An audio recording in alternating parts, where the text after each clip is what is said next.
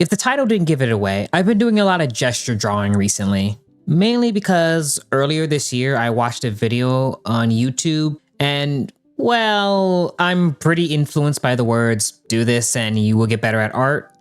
So in the video, the artist said that every day for 6 months he did 60 1-minute gesture drawings. Basically, he drew 60 different poses every day and had only 1 minute to draw each pose. Time drawing practice, essentially. So I tried this myself.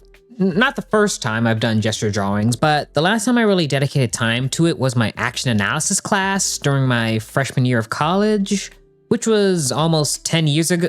They ask you how you are, you just have to say that you're fine when you're not really fine, but you just can't get into it. Anyway, at the time, I didn't make it to the full 6 months. I stopped after about 3 months. It was tougher than expected, but I also felt good after I finished each day. Kind of like a workout, honestly. Okay, we're gonna start you off with a simple bench press. How's it work? You lay on this bench, and I drop this giant boulder on you. If you can move it, you'll be stronger! Yeah! But by the end, I ended up having more questions than answers. I didn't doubt my skills would have improved, but I also knew I couldn't explain what those improvements were. And I didn't know what was considered a successful gesture drawing. So after making this channel, I decided to take another crack at gesture drawing, but this time try to do a little research first. And let's just say I did not find the answers I expected. I found multiple different definitions of gesture drawing with varying levels of quality and helpfulness. I mean, I saw one that just said, gesture drawing is about drawing the gesture. I mean, yeah, it's literally in the name, but what do you mean by gesture? Which it followed up by saying, well, it's about figuring out the flow. Flow? Are we talking about Tai Chi, the movement of the waves, rap music, or...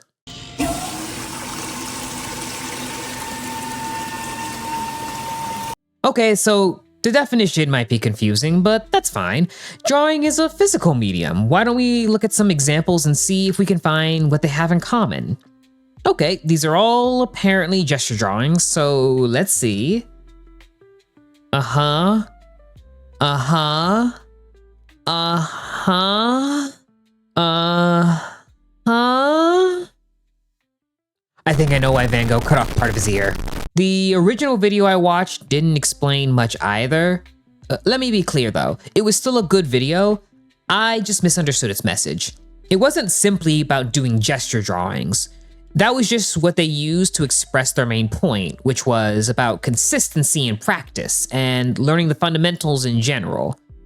They did release another video more specifically about doing gesture drawings later, which I watched along with some other videos on YouTube. In fact, when I first tried to write this script, this is like the 3rd iteration, I wanted to make a playlist of all the videos that helped me to understand gesture drawing and share it with you guys, which you will not see if you look in the description. Not because the videos didn't help. Okay, enough beating around the bush. After all this research, I would love to say that I now understand and can explain the point of gesture drawing. I really would love to. That's why this video took so long to come out. Well, that and holiday hours kicking my butt at work. I have my own definition I made, but I'm still uncertain about it. Gesture drawing, as I see it, is about the study of body language. The goal isn't to draw every part of the person as you see it, but to capture the feeling of balance, movement, and emotion. If the subject is off balance, you want that imbalance to be obvious to anyone who looks at the drawing. If the subject is doing an action like a punch, you should feel the energy of that movement coming from the gesture. And if the subject is an antisocial introvert who comes back home after a long day of customer service work, you should feel the anxiety and stress coming out of the pose. I didn't need a reference for that last one, I just had to look in the mirror. Then there's the timed element. Because you have such limited time, it's better to draw fast and loose, and try to not focus on every single detail. You have to break down the subject in order to know what parts to prioritize and what parts to simplify. Trying to draw every bump on their body is going to waste time. For example, I found this cool action pose of this fighter looking like he was in the middle of doing a kick. And when I started doing the gesture, I had the urge to draw every bump and muscle on this guy. I mean, look at that meaty drumstick. But I had to say, no, stop, this is not KFC. The muscles in the leg are not necessary in order to quickly capture the overall action of the body. If I have more time once I finish the initial gesture, I can add more details afterwards. Anatomy is not important right now. I don't need it. But then why do I sometimes see artists who do include some accurate anatomy when doing gesture drawing?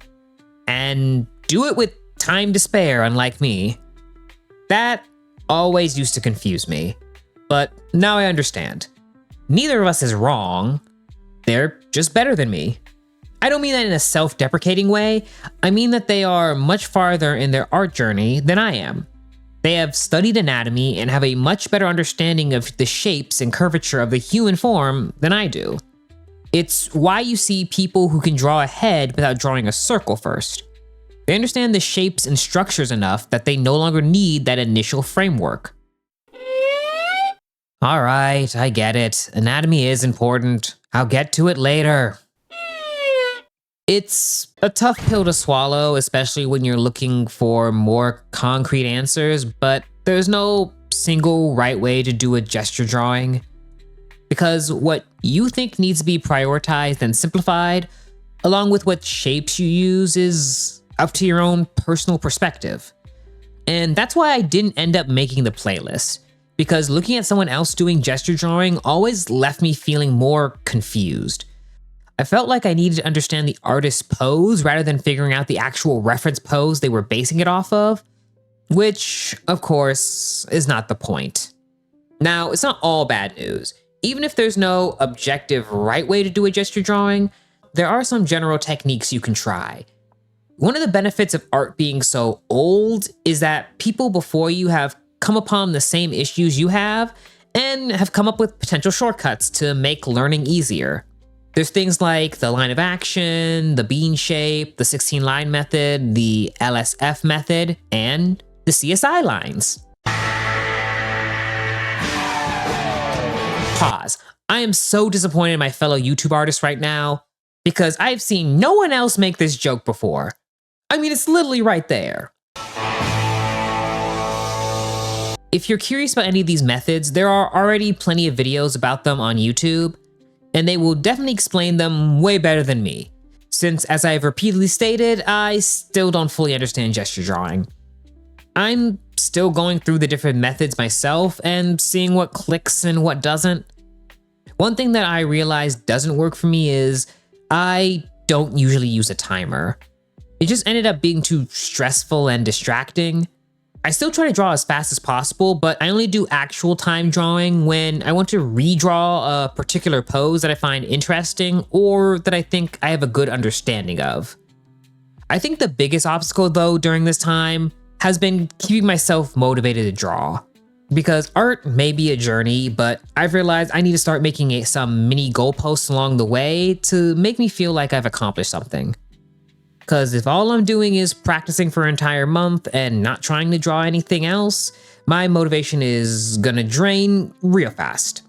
However, I also know that if I feel like I failed to draw something, that's gonna make me question my growth, which also damages my motivation.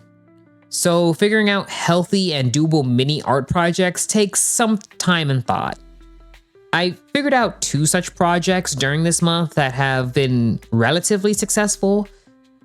The first one was, if I felt confident enough in my ability to draw a pose, I would try to take characters from some pre-existing shows and try to draw them in that same pose. Speaking of pre-existing characters though, the other successful mini project, which definitely shot up my motivation, is something I'm gonna have to expand on in my next video. I've never had an interest in doing fan art, which I feel is a shame for multiple reasons, so I decided to force myself to do it at least once. And after finishing my first one, I got the itch to make more. So we're gonna continue down that path and see where it leads. I'm trying to figure out how to release these videos more consistently. It's kind of hard to do a backlog since these are supposed to be monthly updates, but I also want to release other kinds of videos too. Anyway, that's all I have for this update. Don't forget to like and subscribe. Also, if you want to correct my definition of gesture drawing, go ahead and leave it in the comments. Have a good morning, noon, or night, whatever time it is for you. I just hope you have a good one. And wish me luck. Until next time, later.